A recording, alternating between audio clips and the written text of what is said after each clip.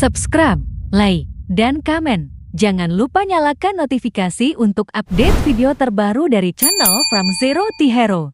Halo teman-teman lab di seluruh Indonesia, pernahkah kalian bertanya-tanya, kenapa sih standar laboratorium yang kita pakai sekarang, ISO 17025, bisa jadi secanggih ini?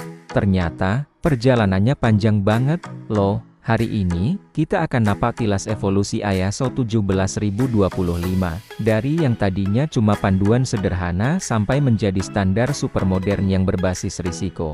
Siap? Yuk, kita mulai. Perjalanan ini dimulai jauh sebelum nama ISO 17025 ada. Pada tahun 1978, cikal bakalnya adalah sebuah dokumen yang disebut ISO atau IEC Guide ke-25. Sesuai namanya, ini lebih mirip panduan daripada standar yang kaku. Fokus utamanya sederhana, memastikan prosedur pengujian dasar di laboratorium dilakukan secara konsisten. Belum ada tuh pembahasan rumit soal sistem manajemen atau pemikiran berbasis risiko. Ibaratnya, ini adalah buku resep dasar untuk para analis laboratorium. Versi revisinya di tahun 1990 pun masih mempertahankan semangat yang sama, yaitu sebagai panduan teknis. Nah, lompatan besar terjadi pada tahun ke-1999. Inilah momen kelahiran resmi ISO atau IEC 17025 edisi pertama. Standar ini diterbitkan untuk menggantikan Guide 25 dan standar Eropa yang ada saat itu, yaitu EN ke-45001. Apa yang baru? Disinilah pertama kalinya persyaratan teknis mulai digabungkan dengan sistem manajemen mutu. Kalau kalian ingat, saat itu ISO 9001 versi 1994 sedang populer.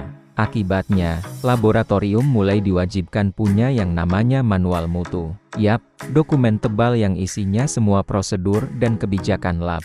Ini adalah era di mana dokumentasi menjadi raja. Semua harus tertulis, tercatat, dan terdokumentasi dengan rapi.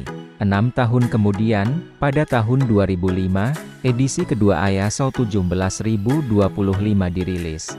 Perubahannya cukup signifikan. Versi ini secara tegas menyelaraskan diri dengan ISO 9001 versi 2000 yang lebih modern.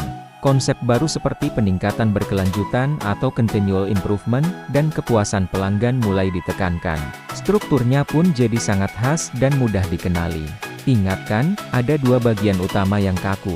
Persyaratan manajemen, yang mengatur cara mengelola lab, dan persyaratan teknis, yang mengatur cara melakukan pengujian atau kalibrasi.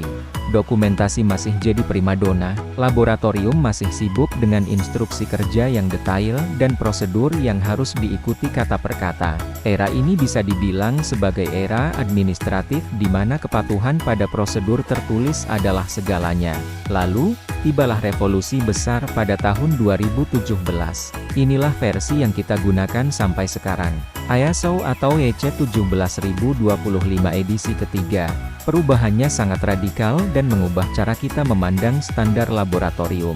Kalau versi sebelumnya fokus pada apa yang harus ditulis, versi 2017 lebih fokus pada apa hasil yang ingin dicapai. Ini adalah pergeseran dari kepatuhan buta menjadi pemikiran yang cerdas dan adaptif. Salah satu perubahan paling fundamental adalah pengenalan pemikiran berbasis risiko atau risk-based thinking. Laboratorium tidak lagi hanya mengikuti prosedur, tapi diminta untuk proaktif mengidentifikasi risiko yang bisa mengganggu keakuratan hasil dan juga mencari peluang untuk perbaikan. Ini memaksa kita untuk berpikir, apa yang bisa salah, dan bagaimana cara mencegahnya. Strukturnya juga dirombak total. Versi 2017 mengadopsi struktur tingkat tinggi atau high level structure dari ISO, yang membuatnya jauh lebih mudah untuk diintegrasikan dengan standar lain seperti ISO 9001 atau ISO ke-14001. Tidak ada lagi pemisahan kaku antara manajemen dan teknis. Semua dilebur menjadi satu kesatuan yang logis. Soal dokumentasi, versi 2017 memberikan angin segar. Kewajiban memiliki manual mutu yang tebal itu dihapus. Laboratorium diberikan fleksibilitas luar biasa. Mau pakai sistem digital, aplikasi, atau LIMS Laboratory Information Management Systems, silakan. Yang penting, tujuannya tercapai, yaitu memastikan data yang valid dan terdokumentasi dengan baik. Pengakuan terhadap catatan elektronik dan sistem informasi laboratorium ini benar-benar relevan dengan zaman sekarang yang serba digital. Ada satu lagi yang sangat penting di versi 2017, yaitu aturan keputusan atau decision rule. Laboratorium sekarang wajib menjelaskan secara transparan bagaimana mereka mengambil keputusan lulus atau gagal suatu sampel. Ini bukan sekadar membandingkan hasil dengan spesifikasi, tapi juga harus mempertimbangkan faktor ketidakpastian pengukuran.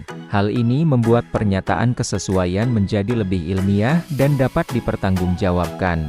Jadi, apa kesimpulannya? Evolusi ISO 17025 dari Guide 25 hingga versi 2017 menunjukkan pergeseran luar biasa. Dari yang awalnya hanya panduan teknis, menjadi standar berbasis dokumen yang kaku, dan akhirnya menjadi kerangka kerja manajemen risiko yang cerdas, fleksibel, dan modern. Laboratorium modern tidak hanya dituntut untuk jago secara teknis, tapi juga harus lincah dalam mengelola risiko dan beradaptasi dengan teknologi. Standar ini tidak lagi menjadi beban administrasi, melainkan menjadi alat strategis untuk memastikan laboratorium kita tetap relevan, kompeten, dan terpercaya di era digital. Itulah perjalanan panjang ISO ke-17025. Semoga video ini memberikan wawasan baru bagi kalian semua.